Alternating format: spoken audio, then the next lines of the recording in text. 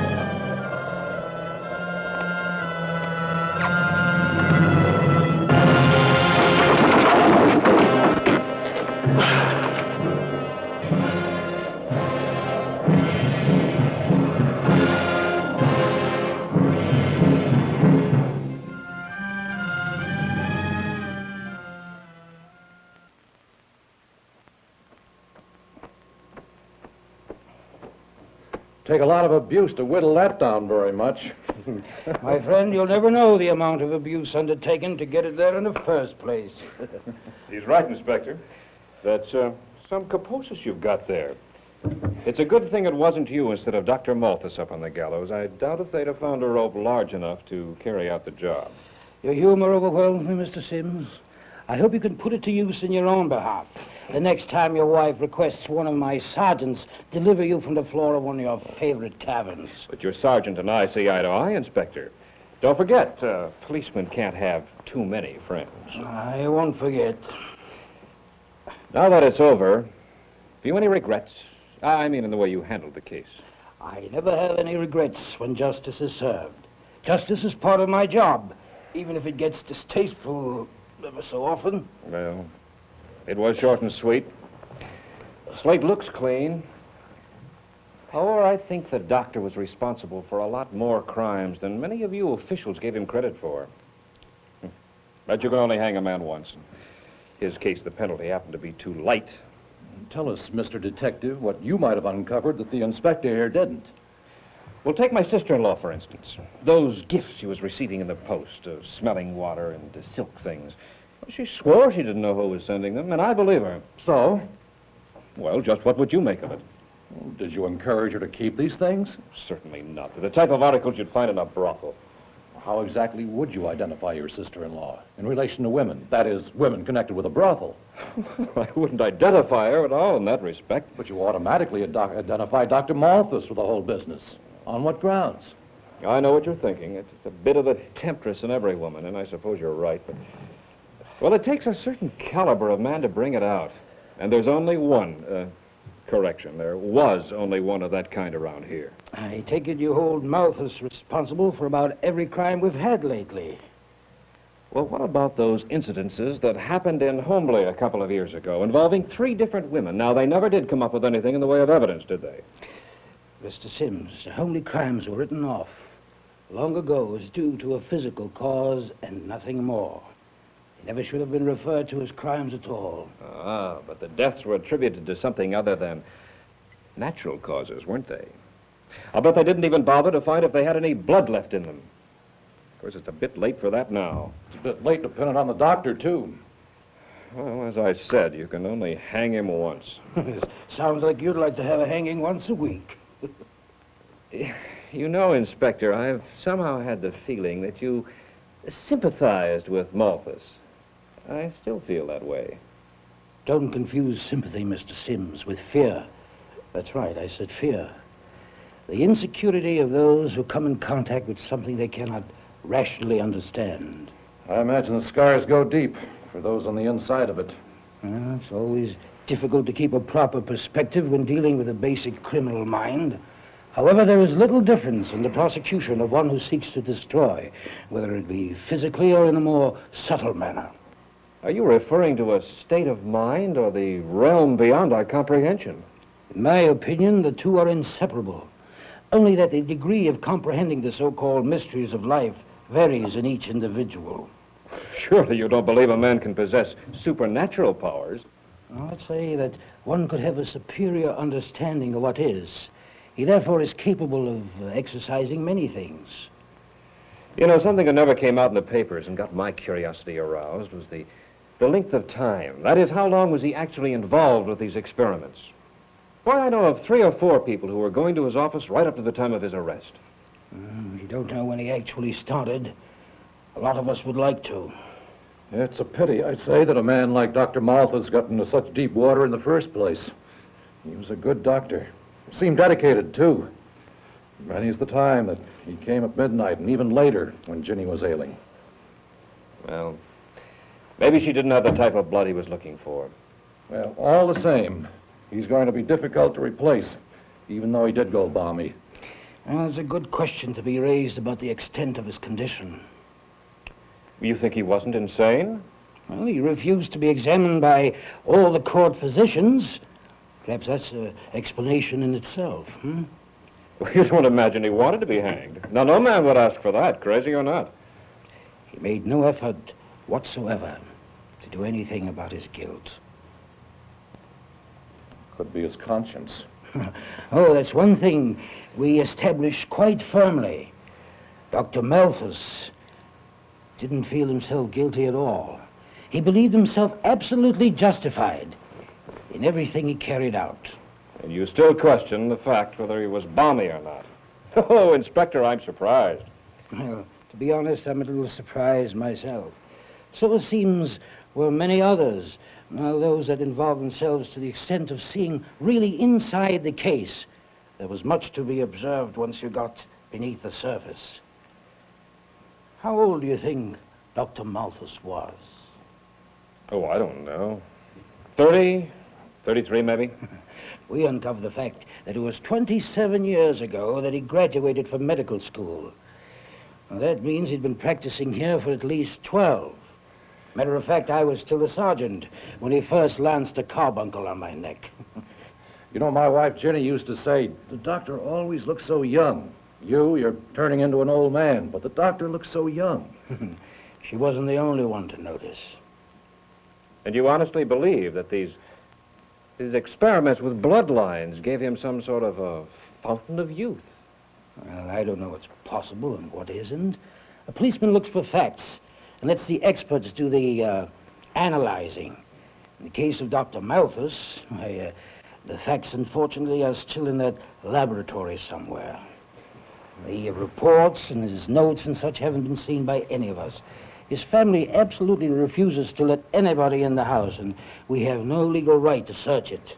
I'd say a lot of those doctors would like to take a look. You can bet on it. They all agree on one thing. Malthus was a most unusual man. He had secrets that perhaps none of us could believe possible. Whether or not there was any good in them is a question for the scientists, and it would take the best of them. As far as I'm concerned, it's a question that even the best of them probably will never be able to answer.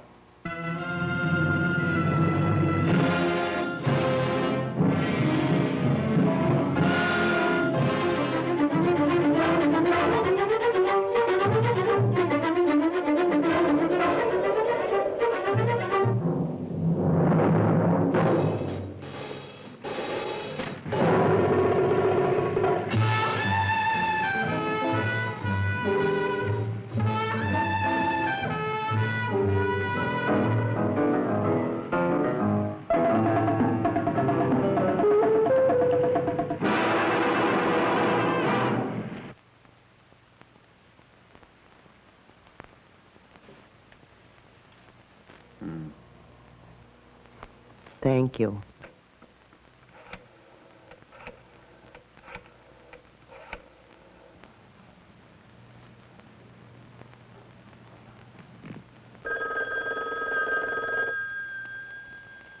Oh, I'll get it. Hello, Beth? This is Janie at the office. Doctor's been completely tied up with appointments since morning, and it looks like a full house for the rest of the day. He asked me if I'd please call his fiancée for him and explain that due to his heavy schedule, which you'd surely understand, he can't make dinner at your house tonight. Yes, how well I know. But you'd better get used to it if you want to marry a doctor. Actually, the papers just came through on the house he inherited. His aunt's attorney recorded the deed yesterday, and he plans to look over the rooms tonight, right after he makes a house call. Don't ask me. He wants to see it tonight.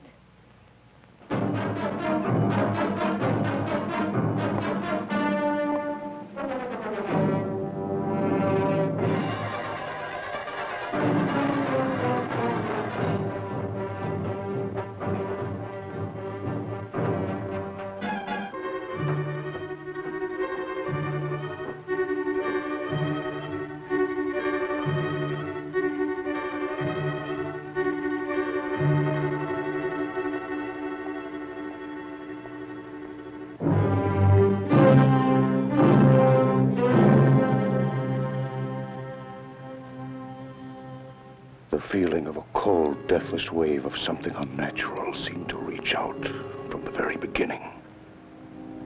This, the house of Malthus, was his house, and his presence in it was unmistakable.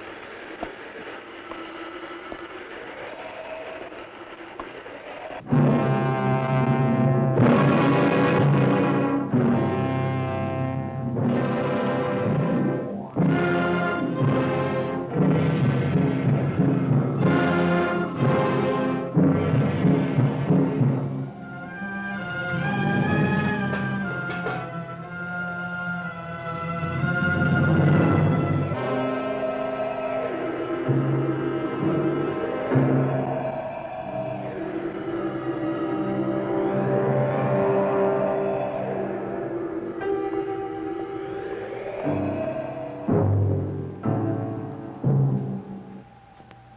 not possible. Possible? Fool, miser, coward. You haven't the strength to take life. I'll teach you of it. Mine, you see, is immortal.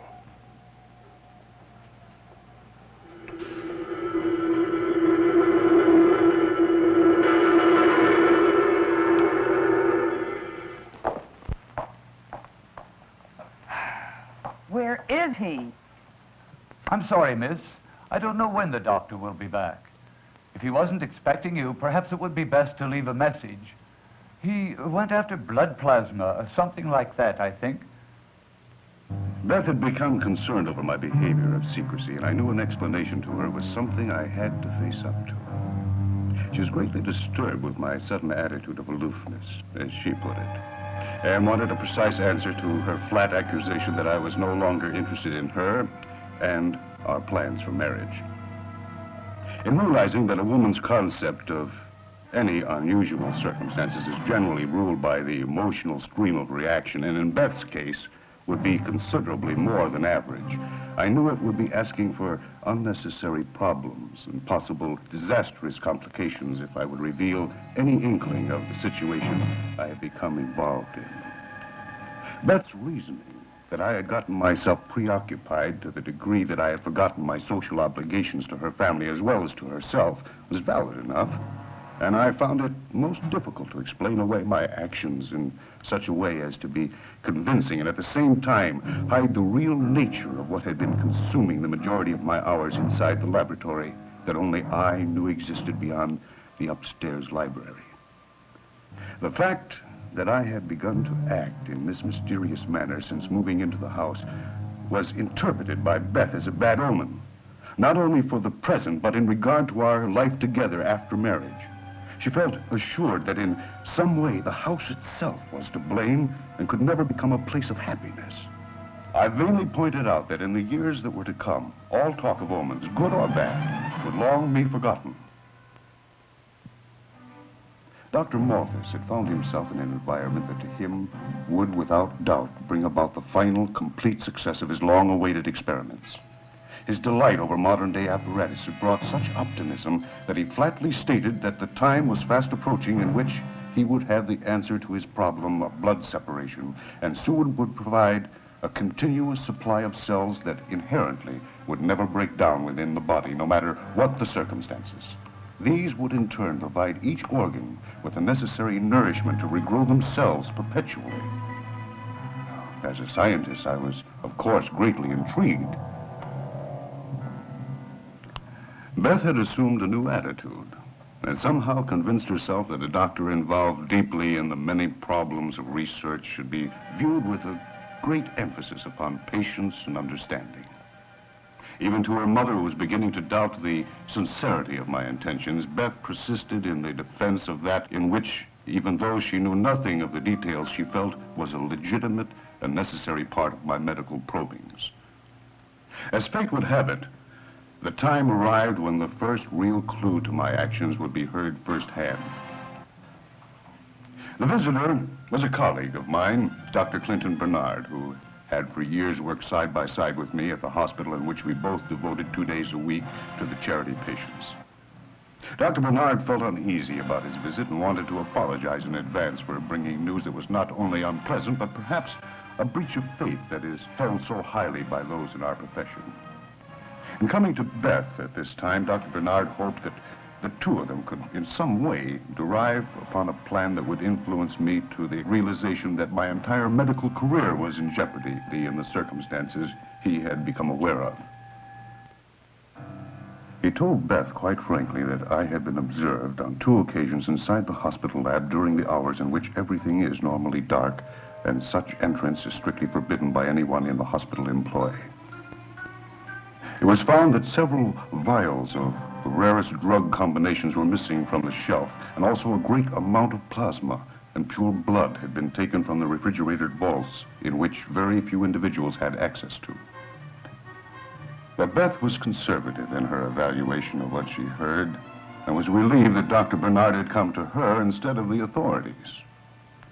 Her faith in me was admired by Dr. Bernard, but unfortunately not shared, as while he had not himself actually seen the act of theft taking place, there was little doubt in his mind as to who was responsible. Beth promised that she would take definite action at the earliest possibility in relieving all suspicions that to her mind were not at all justified.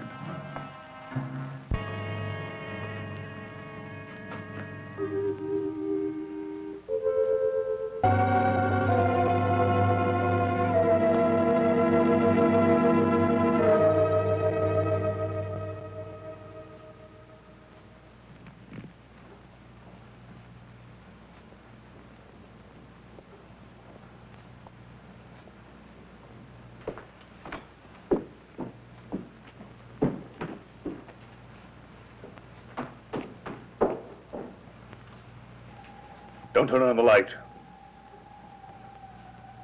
What's wrong? I've begun to age. You weren't fast enough with the blood supply. I have it.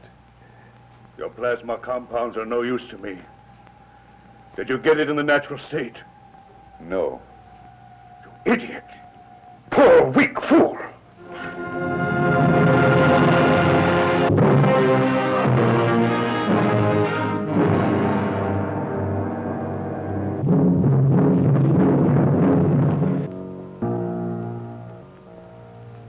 I should let you die.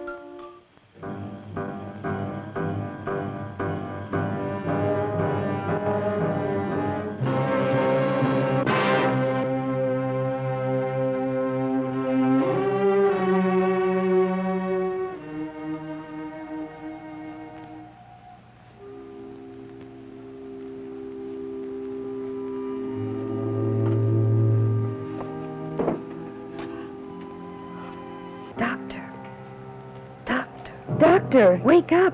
Doctor. Doctor.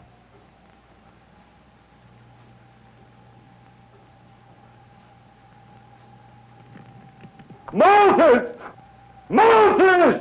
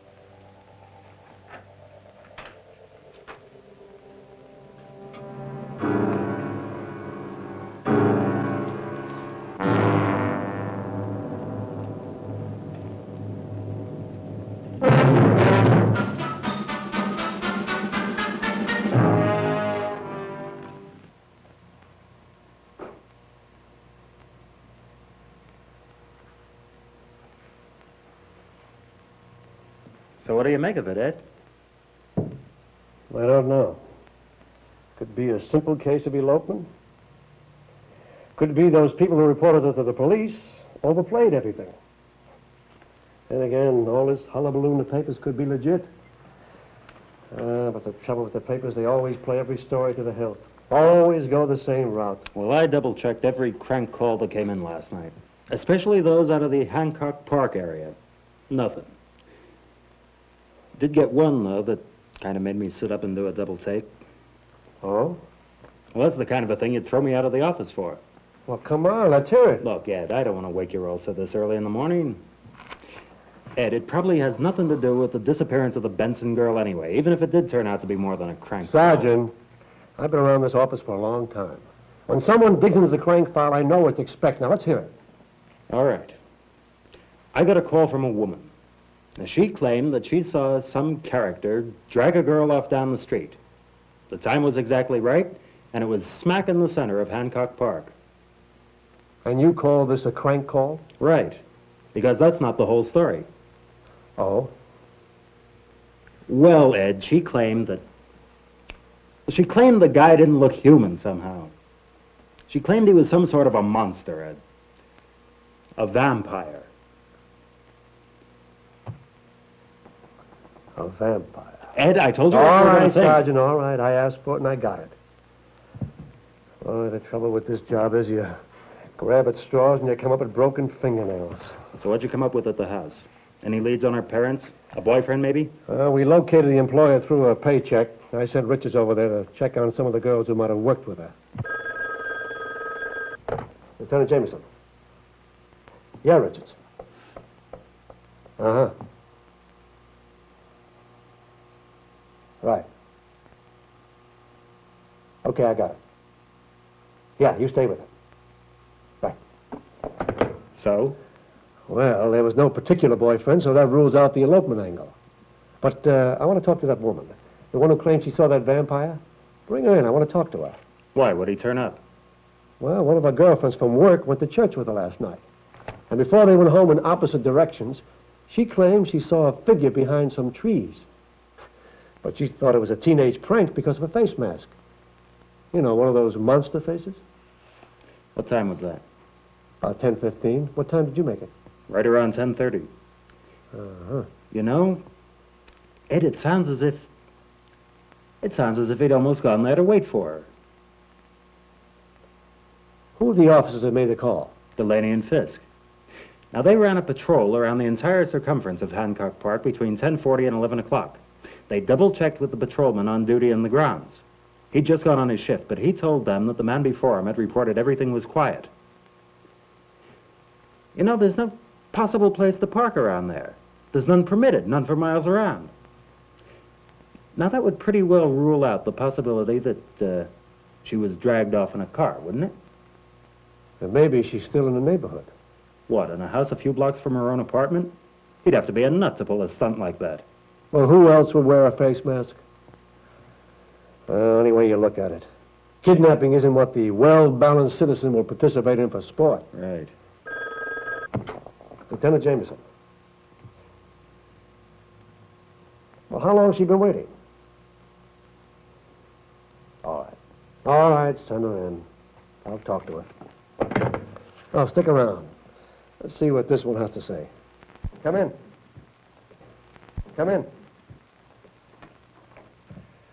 Won't you have a chair, Miss...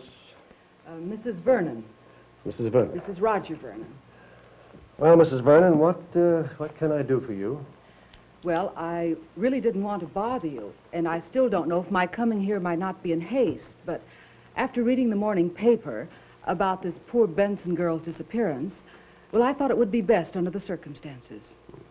You know something about the Benson girl? No, I'm afraid not. It's just that it touched off a wave of fear about my maid. Well, what is it you fear about your maid? Well, it seems she's also disappeared. You see, she's been missing for several days.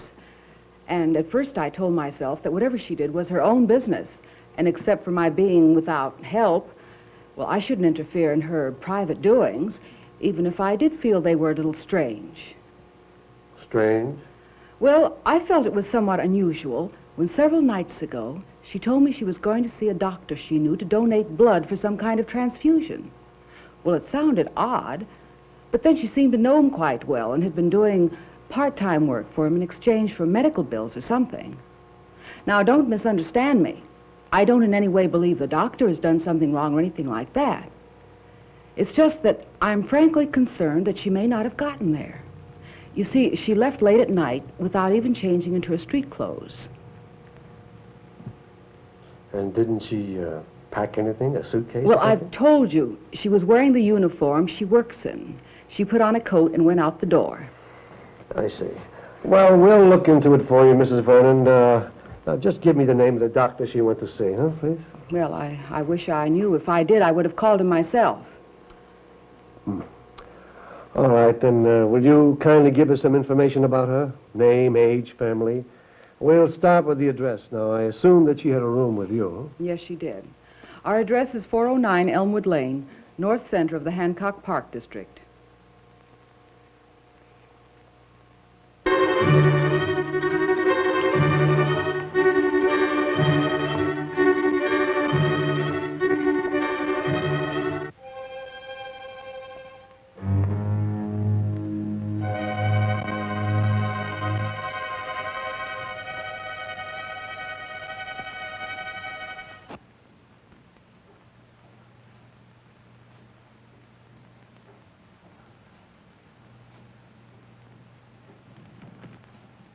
Give it up, Malthus.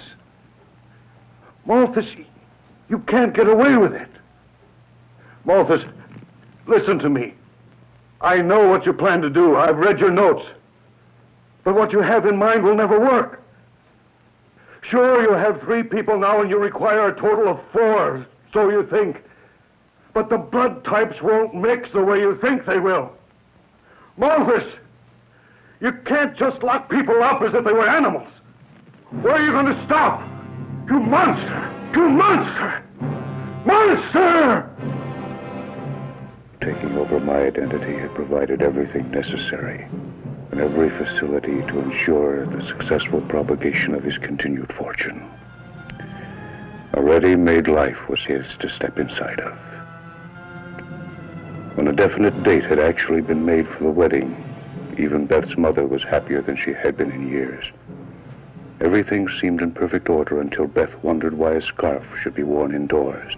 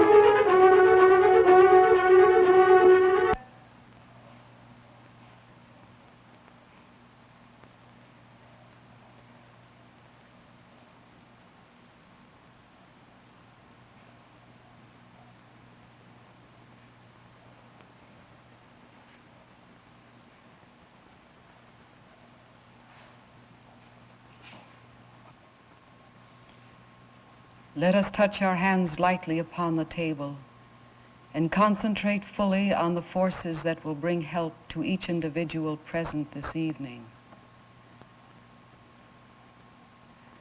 Let us pool our strength and our vibrations so that each one may concentrate his mind completely and without reservation into the one channel of harmony that will lead us into the realms of ether.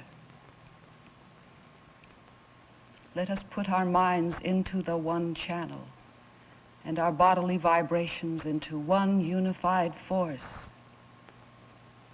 Let us concentrate with our being, with all our thought power, until it is directed toward the one point of combined strength and harmony that will allow us penetration into the realms beyond.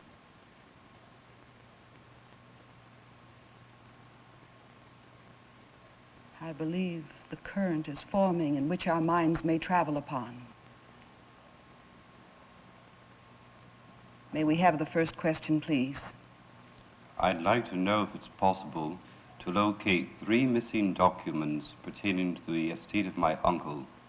It seems he was the only one who knew where the documents were hidden. Can I have some information on this? We will try.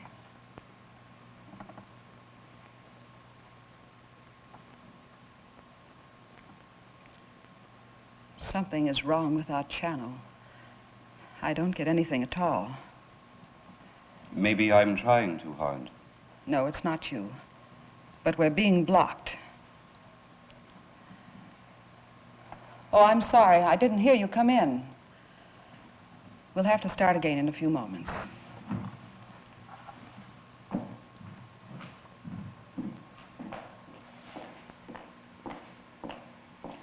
I'm glad you came. I had a radio call to come, but I didn't expect anything quite like this. Frankly, I'm a bit surprised. Won't you sit down? Thank you. I telephoned your captain and explained what we're doing here. Have you had a talk with him about it? No, I tried to call him a few minutes ago, but he wasn't in. The desk clerk at the hotel told me where I'd find you, and he gave me a message from the captain. Do you mind? No, go right ahead. Tell me, do you have any new information on your maid? Not yet. Well, then why did you call? Well, aren't you curious about what you've seen here? Mrs. Vernon, when I'm told to go to a place, I go. I've seen a lot of peculiar things in my life, but I try not to let my personal opinions interfere with the job. What is your opinion of this group here tonight? Well, I really don't think that's important, do you?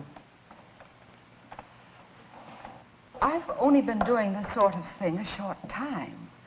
I attended a few sessions as a sitter, and one of the best mediums in the country told me that I would be able to do exactly the same as herself if I'd work at it.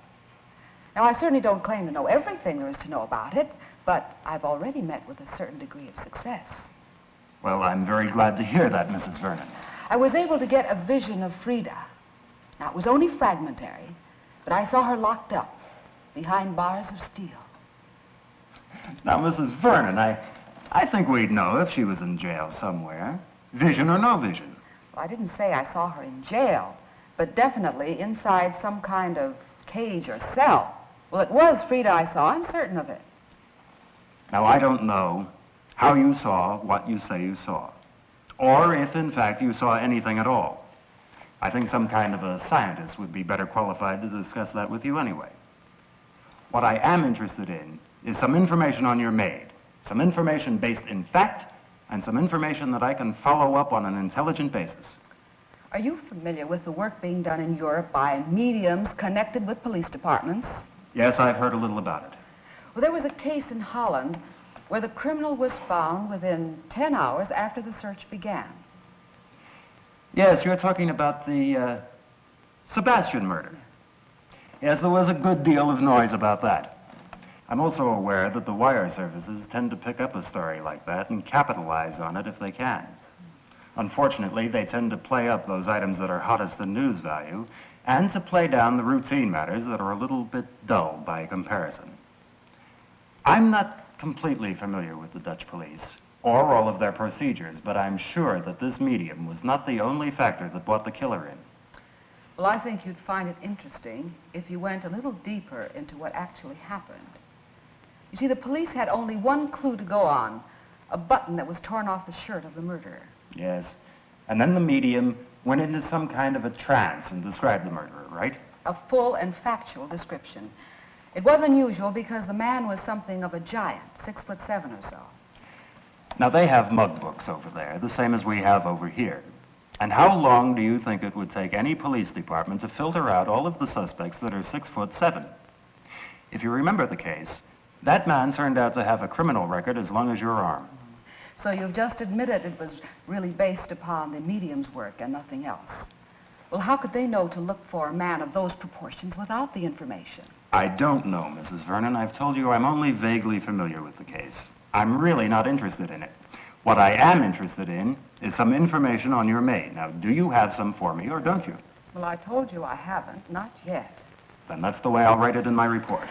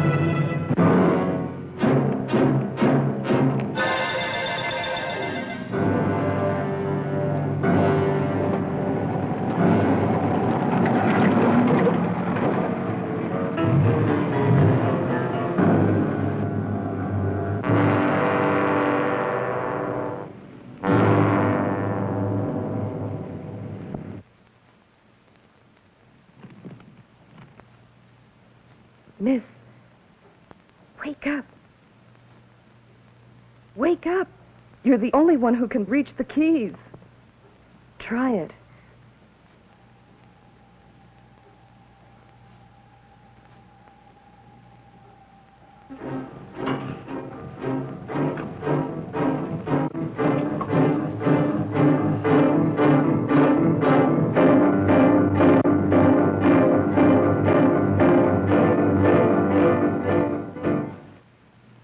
I need you now. All right.